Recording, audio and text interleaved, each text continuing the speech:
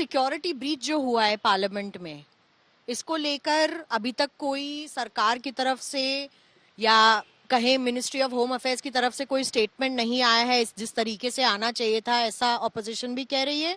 और दूसरा कि ये जो 4 लोग थे, ये बात कर रहे हैं बेरोजगारी की, बात कर रहे हैं मणिपुर इशू की, ये बात कर रहे हैं तमाम जो चीजों की जिसको हाईलाइट करने की कोशिश कर रहे हैं, लेकिन सिक्योरिटी ब्रीच तो बहुत बड़ा एक जो चूक है और एमपीज की जान पर जो खतरा रहता है हमले का, उसको दर्शाता है कि कहीं ना कहीं पुलिस की तरफ से भी और वहां पर सिक्योरिटी की तरफ से बहुत बड़ा लैप्स रहा है। आप लोकसभा के एमपी हैं, आप कहाँ थे उस वक्त? नहीं, मैं उस वक्त क्योंकि 1 बज रहा था तो लंच ब्रेक होने वाला था, मैं निकल गया था। स्पीकर साहब का ऑफिस में मिलने गया था, मसरूफ थे, तो मैं बोला चलो लंच ब्रेक के बाद आते हैं। तो जब घर पहुंचा तो देखा, मालूम हुआ यकीनन एक सिक्योरिटी ब्रीच है ये। और मुझे उम्मीद है कि जो कमज़ोरियाँ या उसमें लकूना था या वीकनेस था, उस पर फ़ौरन पार्लियामेंट में तो स्पीकर साहब की जिम्मेदारी है, दिल्ली पुलिस की भी जिम्मेदारी रहेगी, वो इसको दूर करेंगे। और यकीनन इसमें कोई विजिटर आता है तो आप विजिटर का तो काम ये नहीं है कि आप कूद जाएंगे, आप कूद कर आप इस तरह का येलो गैस बोलिए या क्या क्या भी था जो था उनके पास, उससे अब तक तमाशा करेंगे आप।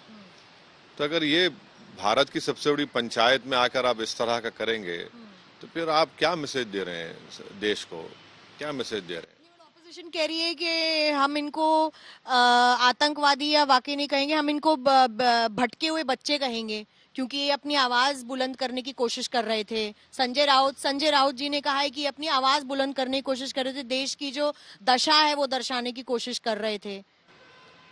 तो किसी के भी घर में कूद जाएंगे, वो घर में कूद जाएं, किसी भी घर में कूद जाएं, उनके घर में कूद जाएं कोई कि भाई मुझे गुस्सा है। कल कोई कहेगा नहीं मुझे गुस्सा है तो मैं हवा में फायरिंग कर दूंगा, फिर कल कोई कहेगा नहीं हवा में फायरिंग से कुछ नहीं होगा, मैं तो गोली मार दूंगा।